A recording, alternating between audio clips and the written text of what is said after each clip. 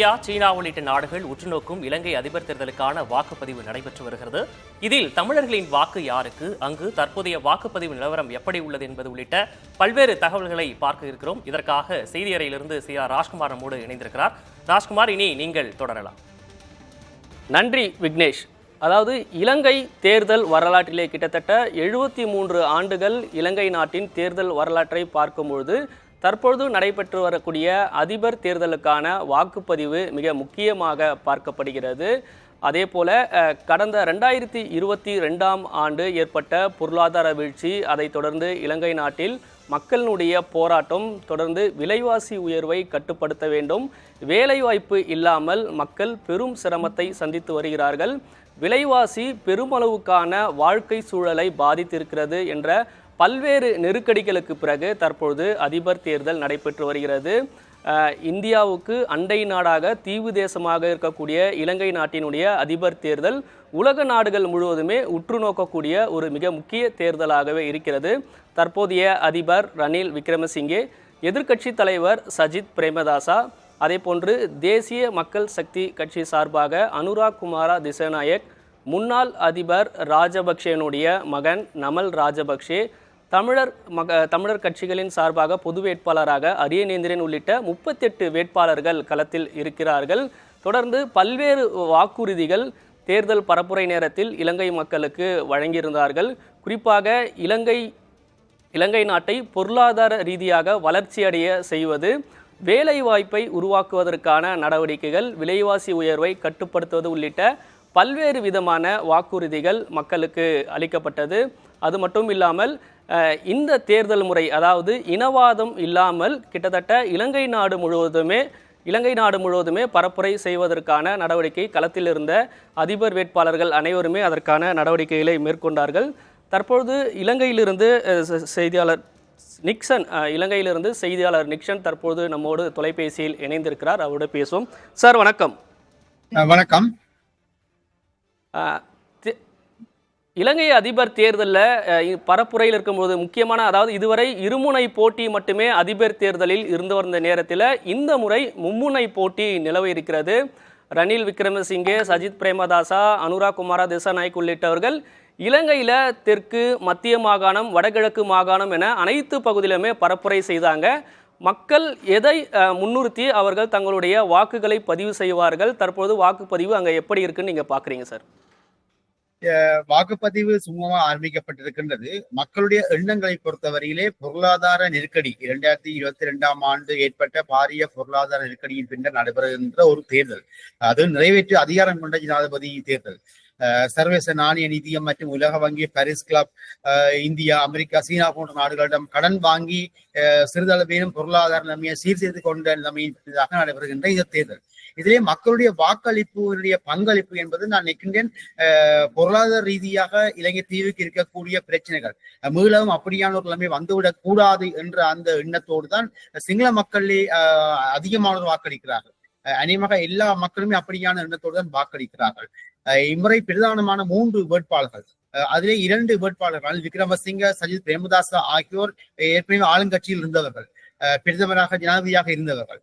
ஆகவே இவர்களுடைய போட்டி தான் இங்கே அதிகமாக இருக்கின்றது. அனுரகுமார் திசாநாயக்காவுக்கு அதிக வாக்கள் வரலாம் அல்லது அவர் ஜனாதிபதியாக வரலாம் என்றெல்லாம் பரவலாக பேசப்படுகிறது. குறிப்பாக சமூக வலைத்தளங்களில் அந்த பேச்சு இடம்பெறுகின்றது. ஆனாலும் அனுரகுமார் திசாநாயக்காவுக்கு அவ்வளவு தூரம் வாக்கு வருமா என்பது பொதுவாக மதிப்பீட்டின் அடிப்படையில் தெரிகின்றது. குறிப்பாக அவர்களுடைய அடிப்படை வாக்கு என்பது 3,90,000. ஆகவே அப்படி ஒரு அடிப்படை வாக்கை வைத்துக் கொண்டு 50 லட்சம் வாக்களை எப்படி பெற முடியும் என்ற கேள்வி எழுகின்றது. ஆனால் அவர்கள் இம்முறை மிக ஒரு நெருக்கடியை கொடுப்பார். அவர்களுடைய செல்வாக்கு 2 பிரதான வேட்பாளர்கள் விக்ரமசிங்கவுக்கும் சக்திக்கும் ஒரு நெருக்கத்தை கொடுக்கும் என்பது உண்மை.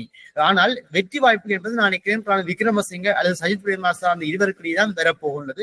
மக்களுடைய வாக்களிப்பு வீதம் என்பது அதிகமாகவும் இருக்கலாம். அதே நேரம் வடக்கு கிழக்கிலே தமிழ் மக்கள் வாழ்கின்ற பெரும்பான்மையான பிரதேசத்திலே பொது வேட்பாளர் நிறுத்தப்பட்டிருக்கின்றார். பொது வேட்பாளருக்கான வாக்களிப்பு அதிகமாக இருக்கும் என்று சொல்ல முடியாது. ஆனால் கணிசமான வாக்கு எடுக்க போகின்றார். அந்த வாக்குகள் கூட சில வேளைகளில் இந்த பிரதானமான 2 வேட்பாளர்களுடைய வெற்றிக்கும், அதாவது அவர்களுடைய வாக்குகளே குறைவுகளை ஏற்படுத்தலாம், தாக்கத்தை ஏற்படுத்தலாம், அப்படியான எதிர்பார்ப்பு இருக்கின்றது. அதே போல வடக்கு கிழக்கில் வாக்குகள் சிறக்கூடிய தன்மைகளும் இருக்கின்றன. ஏனென்றால் அங்கே சஜித் பிரேமதாசா, ரணில் விக்ரமசிங்க, அனுதகுமார் சாநாயக்கா என்ற 3 பேருக்கும் ஆதரவாக பிரச்சாரங்கள் மேற்கொள்ளப்பட்டன. ஆகவே தமிழ் மக்கள் மத்தியில் வாக்கள் சிறக்கூடிய வாய்ப்புகள் இருக்கலாம். முஸ்லிம் மக்களை பொறுத்தவரை அவர்கள் சஜித் பிரேமதாசாவோடும் அதிகமாக நிற்கின்றார்கள். ஆனால் விக்ரமசிங்கவோடும் குறிப்பிட்ட அளவானவர் நிற்கின்றார்கள். மலைய மக்களும் அதிகமானோர் குறிப்பாக சஜித் பிரேமதாசாவோடு தான் நிற்கிறார்கள். ஆகவே இம்முறை ஒரு மிக கடினமான ஒரு தேர்தலாகத்தான் இது அமைகின்றது. வெற்றி வாய்ப்புகள் நினைக்கிறேன் 2வது சுற்றிலே வரக்கூடிய விருப்பு வாக்குகள் எண்ணிக்கை சில வழிகளில் வரக்கூடிய சந்தர்ப்பங்களை இந்த தேர்தல் ஏற்படுத்தலாம் என்று எதிர்பார்க்கப்படுகின்றது. 40 லட்சம் இளைஞர்களுடைய வாக்குகள் இந்த தேர்தலை மிக முக்கியமாக இருக்கிறது. வேலை வாய்ப்பு பெரும் பிரச்சனையா இருக்கு. அது மட்டும் இல்லாமல் வெளிநாடு செல்வதற்காக பாஸ்போர்ட்டுக்கு விண்ணப்பித்து ஆயிரக்கணக்கான இளைஞர்கள் காத்திருக்கார்கள். இதெல்லாம் இளைஞர்களுக்கான ஒரு சவாலாக இருப்பதாக அங்க இருக்கிறவர்கள் தெரிவிக்கிறாங்க. இளைஞர்களுடைய வாக்கு எப்படி தீர்மானிப்பாங்க சார்? அநேகமாக நீங்கள் கேள்வியை குறிப்பிட்டது போல இளைஞர்களுடைய எண்ண ஓட்டம் என்பது இனி இலங்கைத்தீவில் வாழ்வது கடினம் என்பது அந்த பொருளாதார நெருக்கடி அதிகரிக்கும் என்று ஒரு அச்சல் மக்களுக்கு இருக்கின்றது. இந்த தேர்தலுக்கு கிட்டத்தட்ட 12 பில்லியன் வரை செலவாகின்றது. ஆகவே இதன் பின்னதான சூழலே இந்த யார் வந்தாலும் இந்த பொருளாதார நெருக்கடியை எப்படி இவர்கள் முடிவு கொண்டு போகிறார்கள், அல்லது இலங்கையை ஒரு உற்பத்தி பொருளாதார நாடாகவும் ஏற்றுமதியை தவிர்த்து இறக்குமதியை தவிர்த்து ஏற்றுமதி பொருளாதாரத்தை தங்கிக்கக்கூடிய நாடாகவும் எப்படி மாற்றுவார்கள் என்ற கேள்வி இளைஞர்கள் மத்தியில் இருக்கின்றது. இதன் காரணமாகத்தான் நாட்டை விட்டு வெளியேறுவதற்கு அவர்கள் முற்படுகின்றார்கள். குறிப்பாக தமிழ் மக்களை பொறுத்தவரையிலே அவர்கள் டயாஸ்பரா, அதாவது ஐரோப்பிய மேற்கு நாடுகளை நோக்கி போகிறார்கள். சிங்கள மற்றும் முஸ்லிம் மக்களை பொறுத்தவரை அவர்களிலே அதிகமானோர் மத்திய கிழக்கு நாடுகளை நோக்கித்தான் பயணிக்கிறார்கள், அல்லது தென்கொரியா போன்ற நாடுகளுக்கு போகின்றார்கள். ஆகவே இப்படியான ஒரு அச்சம், ஒரு சந்தேகம் இருக்கின்றது. பொருளாதார ரீதியாக எங்களால் முன்னேற முடியுமா என்றால் இலங்கை சுற்றுலாத்துறையைத்தான் மையமாக கொண்டிருக்கின்றது. ஆகவே சுற்றுலாத்துறையினுடைய வளர்ச்சி வீதம் அவ்வளவு இருக்கின்றது என்பதில் சரியான மதிப்பீடுகள் இல்லை. இங்க இருக்கக்கூடிய சிரமற்ற அரசியல் நிலைப்பாடுகள் மற்றும் அரசியல் கட்சிகளுக்கு இருக்கக்கூடிய முரண்பாடுகள், ஒற்றுமையின்மைகள் எல்லாமே பொருளாதாரத்தை பாதிக்கின்றன. அதோடு இன நெருக்கடி, இனப்பிரச்சனைக்கான தீர்வு என்பது இல்லை. தவ மக்கள் ஒரு பக்கம் தங்களுடைய போராட்டங்களை அகிம்சை வழியை செலுத்திக் கொண்டிருக்கிறார்கள். இப்போது பொது வேட்பாளர் நிறுத்தியமை கூட வாக்குகள் சிதைவடைய போகின்றன. ஆகவே இப்படியான கருத்தின் மத்தியிலே நம்பிக்கை இனங்கள் மக்கள் மத்தியிலே அதிகரித்திருக்கின்றன. ஆகவேதான் வெளிநாட்டை நோக்கி பயணிக்கின்ற படையெடுக்கின்ற அந்த நோக்கம் இளைஞர்களுக்கு வருகின்றது. 40 லட்சம் என்பது அல்ல, நான் நினைக்கிறேன் 40 லட்சம் ஃப்ளூட்டிங் போட்ஸ், ஒரு மிதக்கும் வாக்கு இருப்பதாகத்தான் சிங்கள பத்திரிகைகள் சொல்லுகின்றன. இளைஞர்கள் குறிப்பாக இந்த டீனேஜ் வர்க்கம் 30 வயசுக்கு உட்பட்ட இளைஞர்கள் அனுதகுமார் சாநாயக்காவை நோக்கித்தான் பயணிக்கிறார்கள். அவரை கொண்டு வர வேண்டும் என்று விரும்புகிறார்கள். ஆனால் அனுபவம் உள்ளவர்கள் அனுதகுமார் சாநாயக்காவினால் பொருளாதார நெருக்கடிக்கு தீர்வு காண முடியாது, அவர் சர்வதேசத்தோடு இணைந்து பயணிக்கக்கூடியவர் அல்ல என்ற அபிப்பிராயம் அவர்களுக்கு இருக்கின்றது. மூத்தவர்களுக்கு, அனுபவம் உள்ளவர்களுக்கு இருக்கின்றது. அதாவது வயது போன குறிப்பாக ஒரு 40 வயசுக்கு மேற்பட்ட மக்களை பொறுத்தவரை அவர்கள் ரணில் விக்ரமசிங்கே அல்லது சஜித்தை தான் அவர் ஆதரிக்க முற்படுவார்கள். ஆகவே இளைஞர்களுடைய விரக்திக்கு தீர்வாக அனுதகுமார் சாநாயக்கா அமைவாரா என்பது கேள்வி. ஆனால் அனுதகுமார் சாநாயக்காவை நோக்கி இளைஞர்கள் படையெடுக்கிறார்கள் என்பது உண்மை. இருந்தாலும் இது பொருளாதார நெருக்கடியில் மீளக்கூடிய நாடு அல்ல என்ற உணர்வு தான் இளைஞர்கள் மத்தியிலே அதிகமாக காணப்படுகின்றது. இணைப்பில் உங்களுடைய கருத்துக்களை பகிர்ந்து கொண்டதற்கு மிக்க நன்றி சார். 2020 கொரோனா நெருக்கடி, 2022 பொருளாதார வீழ்ச்சி, அதனைத் தொடர்ந்து மக்கள் போராட்டம் என தொடர்ச்சியாக நெருக்கடியை சந்தித்து வரக்கூடிய இலங்கை நாட்டுக்கான அதிபர் தேர்தல் மிக முக்கியமாக பார்க்கப்படுகிறது. காலை 7 மணி முதல் இலங்கை நாடு முழுவதும் இருக்கக்கூடிய 25 மாவட்டங்களிலும் வாக்காளர்கள் தங்களுடைய வாக்குகளை பதிவு செய்து வருகிறார்கள்.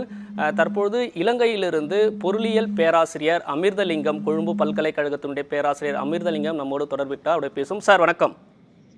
வணக்கம் சார், விலைவாசி உயர்வு இலங்கை மக்களை ரொம்ப நெருக்கடிக்கு உள்ளாக்கி இருக்கிறது. குறிப்பாக இலங்கை ரூபாய் மதிப்பில் பார்க்கும்பொழுது ஒரு டீ 150 ரூபாய், 1 லிட்டர் வாட்டர் பாட்டில் 150 ரூபாய், 1 லிட்டர் பெட்ரோல் 300 ரூபாய் வரை இலங்கை ரூபாய் மதிப்பில் மக்கள் சந்திக்கக்கூடிய ஒரு நெருக்கடியாக இருக்குது.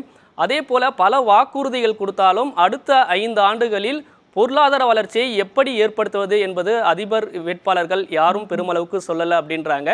இந்த விஷயங்கள் மிக முக்கிய ஒரு காரணமாக மக்கள் பார்ப்பாங்களா? எப்படி அவங்க வாக்களிப்பதற்கு தயாராகுவார்கள்? மிகச்சிறந்த கேள்வியை கேட்டிருக்கிறீர்கள். உண்மையில் இந்த நாடு 76 வருஷத்தை கடந்து விட்டது சுதந்திரம் அடைஞ்சு. மிக அற்புதமான வளங்களை கொண்ட ஒரு நாடு, ஆனால் மிக மோசமான பொருளாதார நெருக்கடியில் சிக்கி தவிக்கின்றது என்று. இதற்கு காரணம் இந்த 76 வருஷமும் பதவியில் இருந்த அரசாங்கங்கள் தான் இதற்குரிய காரணங்கள் என்று பலரும் நம்புகிறார்கள். ஆகவே இந்த தேர்தல் ஒரு வித்தியாசமான கோணத்தில் ஒரு மும்முனை போட்டியை ஏற்படுத்தி இருக்கின்றது. வரலாற்றில் மும்முனை போட்டி ஜனாதிபதி தேர்தலை பொறுத்தளவில் ஏற்படவில்லை. ஆகவே குறிப்பாக இளைஞர்கள் மத்தியில் ஒரு ஒரு ஒரு ஒரு விரக்தி நிலை தென்படுகின்றது. பலருடைய கருத்தின்படி எரிவாயுக்கு இருந்த வரிசை, பெட்ரோலுக்கு இருந்த வரிசை எல்லாம் இல்லாமல் போயிருந்தாலும் கடவுச்சீட்டை பெறுவதற்காக கடவுச்சீட்டு வழங்கும் நிலையத்தில் ஆயிரக்கணக்கான இளைஞர்கள் காத்திருப்பது அந்த வரிசையை குறிப்பிட்டு சொல்கிறார்கள். இன்னும் வரிசை யுகம் தொடர்கின்றது. அதுக்கு காரணம் பொருளாதார நெருக்கடி என்று. உண்மையிலே நீங்க சொல்வது போல பணவீக்கம் மிக மோசமடைந்தது. பொருளாதார நெருக்கடி கட்டத்தில் 76 வீதத்தை தாண்டியது. இப்பொழுது 3 வீதம் 4 வீதமாக இருந்தாலும் 76 வீதத்தால் அதிகரித்த விலைகள் குறையவில்லை. ஆகவேதான் வருமானம் அதிகரிக்காத போது செலவுகள் அதிகரித்து வேலையின்மை ஏற்பட்டதன் காரணமாக மக்களுடைய வாழ்க்கை சுமை மோசமாக இருக்கின்றது. பலர் அதனை மிகப்பெரிய காரணமாக கருதுகிறார்கள். ஆகவே இவற்றுக்கெல்லாம் ஒரு மாற்றம் வர வேண்டும். இந்த 76 வருடங்களாக இலங்கை கடந்து வந்த பாதையில் செல்ல முடியாது என்று பலர் எதிர்பார்க்கிறார்கள். ஆகவே ஒரு பெரிய ஒரு மாற்றத்தை எதிர்பார்த்து இந்த தேர்தலை எதிர்கொள்கிறார்கள். ஆகவே வரலாற்றில் மும்முனை போட்டி நிலவுகின்றது. யார் வெற்றி பெறுவார் என்ற நிலைமை சிக்கலாக இருக்கின்றது. நாட்டின் வடகிழக்கில் வாக்களிப்பு முறை வித்தியாசமாக இருக்க போகின்றது. ஏனைய தென்பகுதியில் வித்தியாசமாக இருக்க போகின்றது. ஆகவே நாடு முழுவதும் 50 வீதத்தை ஒருத்தர் பெறாவிட்டால் 2ஆம் கட்ட வாக்கெடுப்புக்கு போகின்றது. ஆகவே இன்று வரைக்கும் தெளிவாக யார் வெற்றி பெறப் போகின்றார் என்ற விஷயம் எங்களுக்கு தெரியவில்லை. ஆகவே நாட்டு மக்களைப் போல நாங்களும் காத்திருக்கின்றோம். அமிர்தலிங்கம் சார், ரொம்ப சுருக்கமாக, கடந்த காலங்களில் சீனாவிலிருந்து போதைப் பொருள் விற்பனை இலங்கையில் அதிகரிச்சிருக்கு. அதனுடைய ஆதிக்கம் அதிக அளவுக்கு இருக்குன்றாங்க. அது இந்த தேர்தலில் எதிரொலிக்குமா? உண்மையில் இலங்கையில் சட்டங்கள் தெளிவாக இருக்கின்றன. ஆனால் சட்டங்களின் அமுலாக்கத்தில் தான் எங்களுக்கு பிரச்சனை இருக்கின்றது. நீங்கள் சொல்லுவது போல போதவஸ்து பாவனை, போதவஸ்து விநியோகம் என்பது மிக மோசமாக நாட்டில் இருப்பது உண்மைதான். ஆகவே அதற்கு உங்களுக்கு தெரியும், அரசியல்வாதிகளும் போலீசாரும் ஒத்துழைப்பதை தவிர்த்து கடுமையான நடவடிக்கைகள் எடுக்கப்பட வேண்டும். சிறைச்சாலைகளிலும் இந்த போதவஸ்து பாவனை அல்லது விநியோகங்கள் இடம்பெறுவதாக அடிக்கடி தகவல் வருகின்றன. ஆகவே இது ஒரு தூய்மையான ஆட்சியை நோக்கிய தேவை இன்று நாட்டில் காணப்படுகின்றது. ஆகவே அதற்காகத்தான் பலரும் எதிர்பார்க்கிறார்கள். இவ்வளவு காலமும் வந்த மாதிரி நாடு செல்ல இயலாது. எல்லா விதத்திலும் ஒரு தூய்மையான அரசியல், தூய்மையான ஆட்சி பரிபாலனம், ஆட்சி செயல்முறை இருக்க வேண்டும் என்பதை நோக்கித்தான் இந்த நாட்டு மக்களுடைய அபிலாஷை காணப்படுகின்றது. ஆகவே அது கிடைக்குமா அல்லது இது இவ்வளவு காலமும் சரிங்க சார், நீங்க அமிர்தலிங்கம் சார், நீங்க தொடர்ந்து இணைப்புல இருங்க.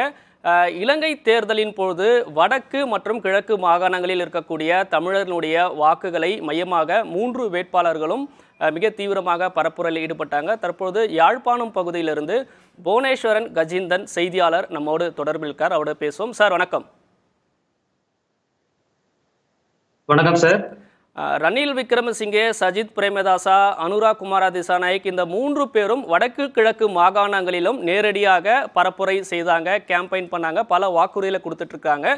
தமிழர்களுடைய வாக்குகள் யாருக்கு சாதகம்? ஏற்கனவே பொது வேட்பாளர் அரியேந்திரனும் களத்தில் இருக்கிறார். யாருக்கு சாதகமாக இருக்கும்? சுருக்கமாக பதிவு செய்யலாம்.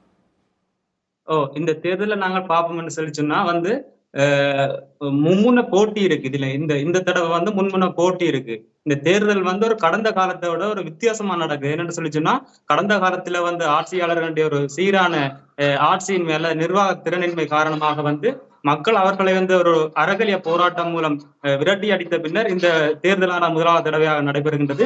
அந்த வகையில் இந்த தேர்தலானது ஒரு சர்வதேச கண்காணிப்பாளர்களின் மத்தியில் ஒரு தீவிர கண்காணிப்பின் கீழ் நடைபெற்றுக் கொண்டிருக்கின்றது. அந்த வகையில் வடக்கு கிழக்கு தமிழர் தாயகத்தில் பல தமிழ் தேசியம் சார்ந்த கட்சிகளும் சமூக மட்ட சிவில் அமைப்புகளும் சேர்ந்து இவர்களை ஒரு பொது கட்டமைப்பு ஒன்றை உருவாக்கி தமிழ் பொது வேட்பாளர் ஒருவரை களமிறக்கியுள்ளார்கள். உண்மையிலே இந்த தமிழ் பொது வேட்பாளர் விடயமானது ஒரு தென்பகுதியில் இருக்கின்ற, அதாவது பிரதான வேட்பாளர்களுக்கு ஒரு சவாலாக விடயமாகவே தான் காணப்படுகின்றது. ஏனென்று சொல்லி சொன்னால் அந்த தமிழ் பொது வேட்பாளர் மூலமாக அவருக்கு கிடைக்கின்ற வாக்கு மூலம் இவர்களுக்கான வாக்குகள், அதாவது தென்பகுதியில் இருக்கின்றவர்களுக்கான வாக்குகள் கிடைக்காம போகின்றது. அந்த காரணத்தினால் இந்த தேர்தல் களமானது ஒரு சூடு பித்து காணப்படுகின்றது. அத்துடன் இந்த தேர்தலில் ஒரு 50% அதிகமான வாக்கினை அவரும் பெற முடியாத சூழ்நிலை காணப்படுகின்றது. ஏனென்று சொன்னால் இந்த தடவை 39 வேட்பாளர் களமிறங்கிய நிலையில் ஒருவர் உயிரிழந்த காரணத்தினால் 38 வேட்பாளர்கள் போட்டியிடுகின்றனர். அந்த வகையில் இந்த 38 வேட்பாளர்களுக்கும் ஓட்டுகள் சிதறடிக்கப்படுகின்ற காரணத்தினால் ஒரு 50% மேலே ஒரு வேட்பாளர் பெற முடியாத சூழ்நிலை ஏற்பட போகின்றது. ஆகையால் இந்த தேர்தலின் மூலம் ஒரு நேரடி அல்லாது முதலாவது கட்ட தெரிவின் மூலம் ஒரு ஜனாதிபதி தெரிவு செய்ய முடியாத ஒரு சூழ்நிலை ஏற்பட போகின்றது. அடுத்த கட்டமாக உங்களுடைய தகவலுக்கு நன்றி. தொடர்ந்து பேசுவோம். இலங்கையில் இருக்கக்கூடிய தமிழர்களுக்கான அதிகார பகிர்வு அவசியம். அதே போன்று பொருளாதார வீழ்ச்சியை சரி செய்ய வேண்டும், விலைவாசி உயர்வை குறைக்க வேண்டும், தனிநபர்களுக்கான வரியை குறைக்க வேண்டும் உள்ளிட்ட பல்வேறு அம்சங்கள் இந்த தேர்தலில் மிக முக்கியமாக பார்க்கப்படுகிறது. இதையொட்டி அதிபர் தேர்தலுக்கான வாக்குப்பதிவு காலை 7 மணி முதல் தொடர்ச்சியாக நடைபெற்று வருகிறது. தொடர்ந்து அடுத்தடுத்த வாக்குப்பதிவுக்கான நிலவரம் நண்பகல் 12 மணி நேரத்தில் தெரிய வரும் என இலங்கை தேர்தல் ஆணையக்குழுவும் தெரிவித்திருக்கிறது.